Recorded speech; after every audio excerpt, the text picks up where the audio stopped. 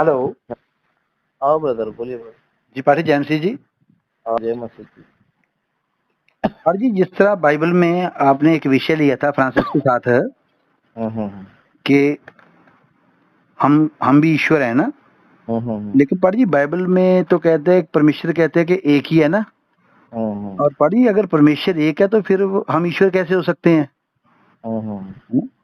क्योंकि बाइबल में जिस तरह वचन में लिखा है ना कि परमेश्वर एक ही है ना, और कोई परमेश्वर मुझे छोड़कर यीशु परमेश्वर कहता है नहीं, है ना। बराबर। और दूसरी तरफ बाइबल में लिखा है कि हम भी ईश्वर है ना। तो पाठी ये कैसे संभव है? देखो, सबसे पहली बात क्या है ना, बाइबल जब हम पढ़ते हैं तो हमें कॉन्टेक्स्ट में पढ़ना बहुत जरूरी है। क्योंकि परमेश्वर ने जो भी बातें बोली है क्यों बोला है। ओके, बाइबल में जहाँ जहाँ पर परमेश्वर ने बोला कि मैं एक ही हूँ, तो परमेश्वर ने वो सारी बातें जो है अन्य देवी देवताओं को दृष्टि में रख के बोला है। क्योंकि इजराइली जो लोग हैं वो अनेक सारे देवी देवताओं को मूर्ति पूजा वो लोग करते थे। ओके, अनेक लोग जो है ना वो पूजा करते थे। तो जी। परमेश्वर ने उनको दृष्टि में रख के कहा कि मैं यहोवा एक ही परमेश्वर हूँ, मुझे छोड़ के कोई नहीं है करके। इस तरह परमेश्वर ने जो ना अपने आप को प्रेजेंट करके लिया। ओके, तो सबसे पहली बात कॉन्टेक्स्ट हम बाइबल में पढ़ेंगे तो परमेश्वर ने अन्य देवी देवताओं को दृष्टि में रखकर बोला है। लेकिन अगर आप बोलोगे समझो नहीं नहीं ऐसा ही है, तो यहाँ पर एक कॉन्ट्रडिक्शन आ जाए कि यीशु मसीह भी बाइबल में लिखा है कि परमेश्वर है।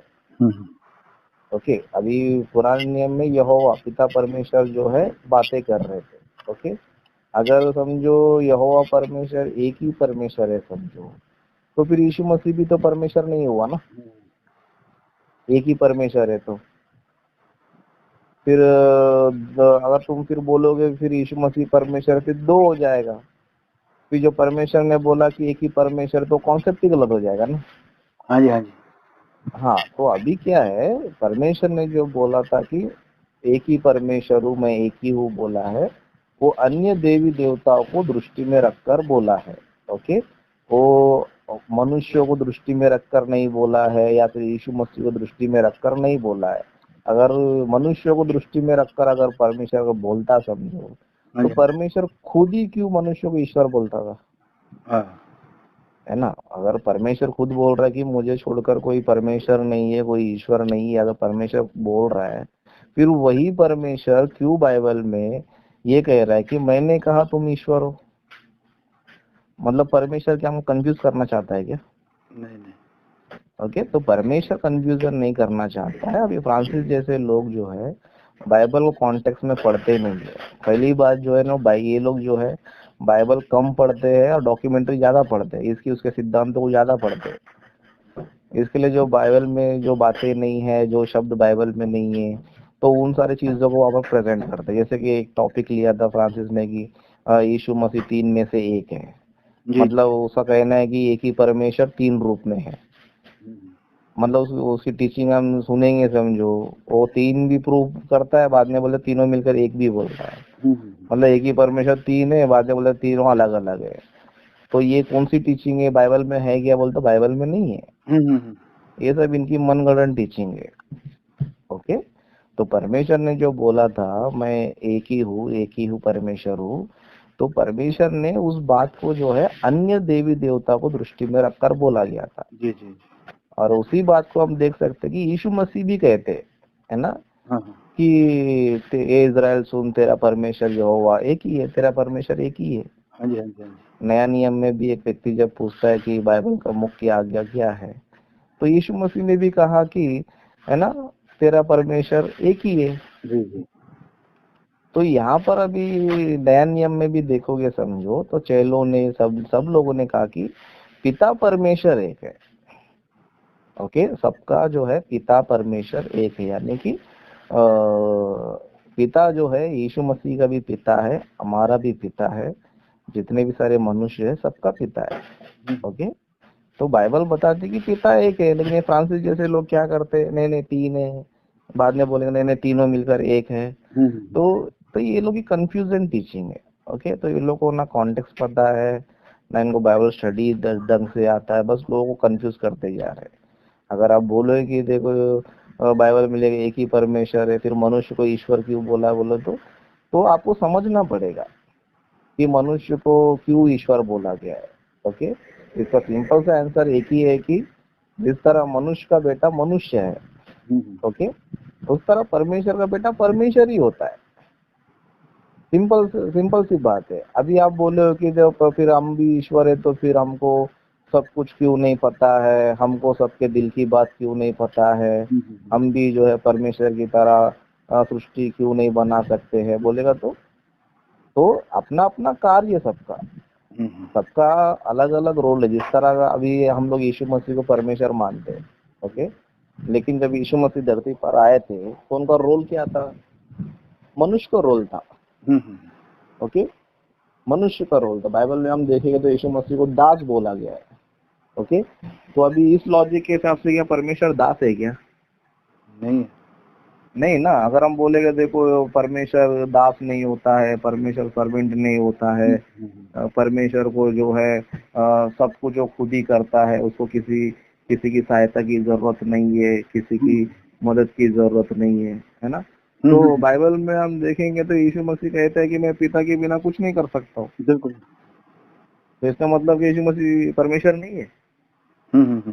तो परमेश्वर ने जो है सबको अलग अलग रोल दिया है। वही तो बात है भाई।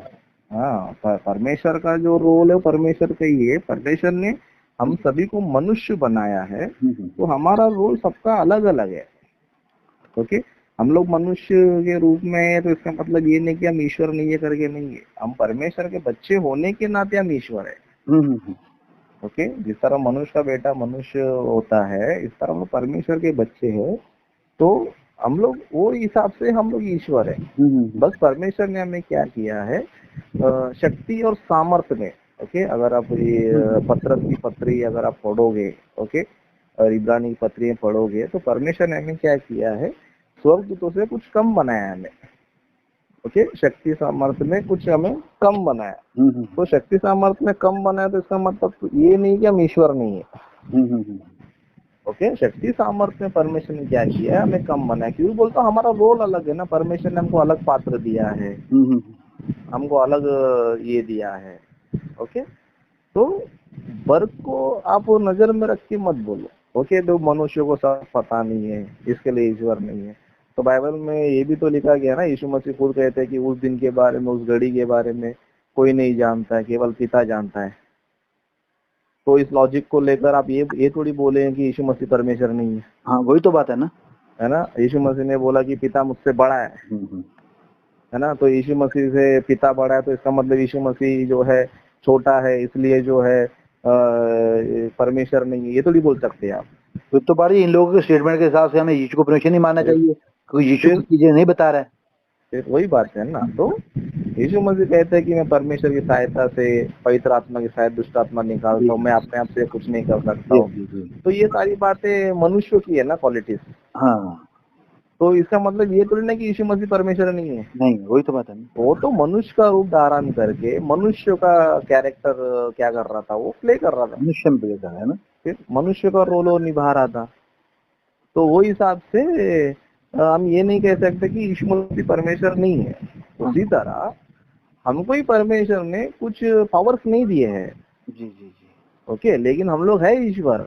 हम लोग ईश्वर क्यों है बोलेगा तो हमारे पास नॉलेज है, ज्ञान है, हम ये है वो है करके नहीं, हम परमेश्वर के बच्चे हैं।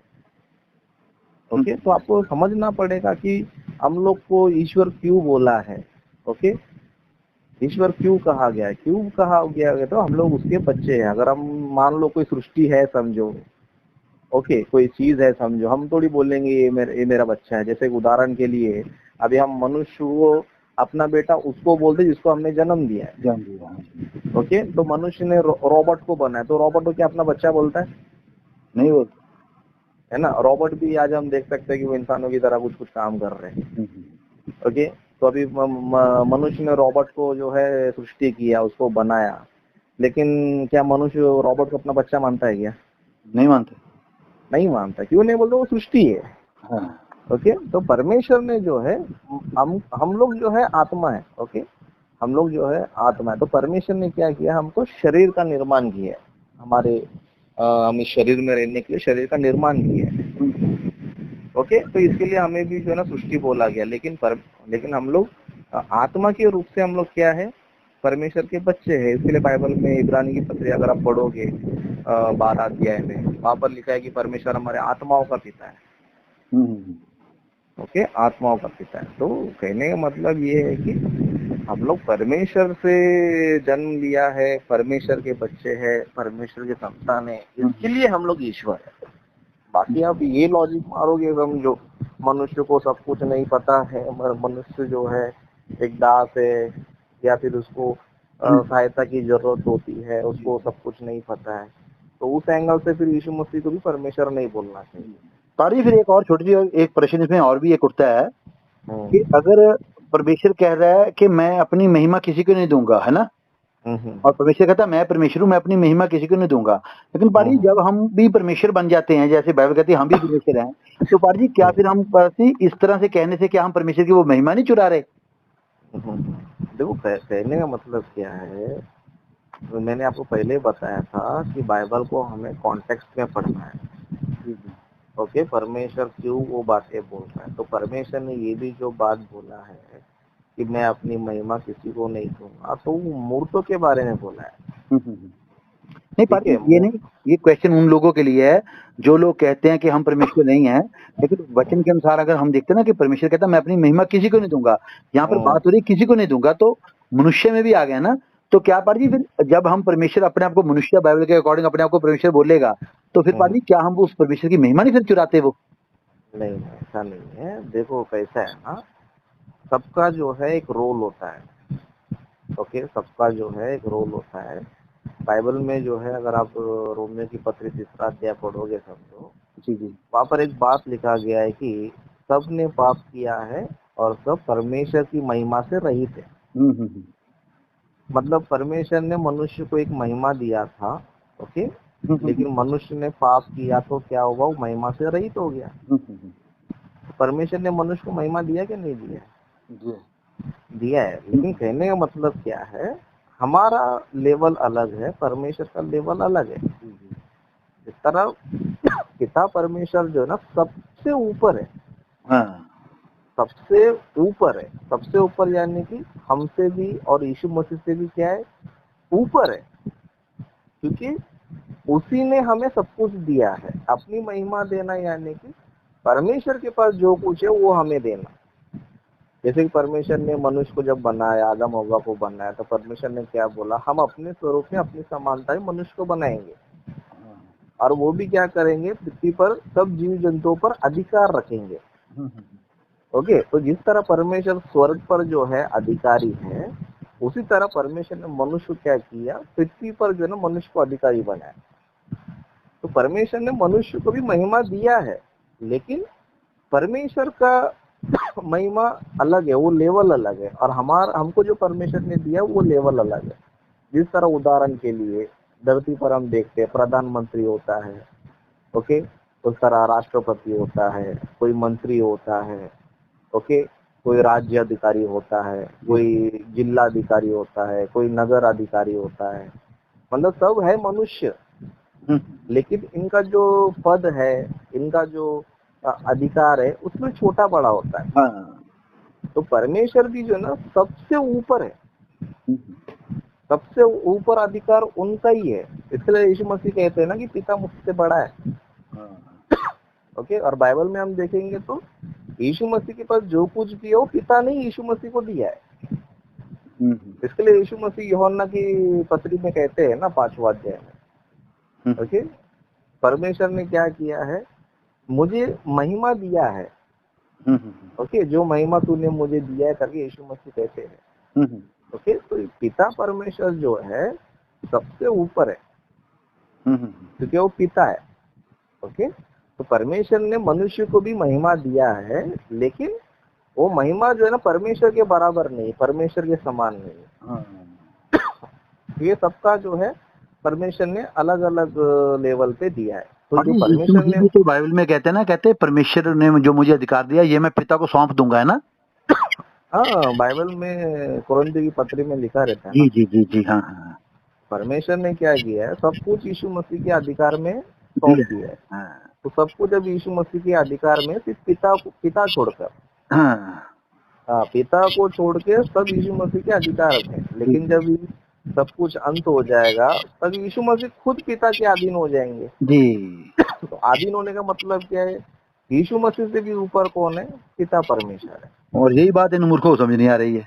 हाँ, ऐसा। अभी ये लोग क्या है ना, बाइबल का ढंग का नॉलेज नहीं है, इसका हाँ, कैसे पढ़ना चाहिए, कैसे समझना चाहिए, वो लोग कुछ लेना देना रहता नहीं है। बस कैसे कैसे भी पढ़ लेते और उसको क्या करते, डॉक्ट्रिन बना देते और उसको सिखाना शुरू कर देते। लेकिन बाइबल को हम ढंग से पढ़ें, कॉन्टेक्स्ट से पढ़ेंगे तो हमें इजीली समझ में आएगा। ठीक है, ठीक ठीक ओके ब्रदर। ठीक है, बिल्कुल बात ही बिल्कुल सही बात है। स्क्रिप्चर साफ बता रही है ना जिस बात को, तो हमें उसको समझना चाहिए ना। वचन स्पष्ट समझिए। बता रहे हैं ना। हाँ बिल्कुल ठीक है ना जी। ठीक ओके। है, आपने बहुत अच्छा समझाया ना। ठीक है जी। चलो, और भी क्वेश्चन रहेगा तो पूछिए। ठीक है। जी जी।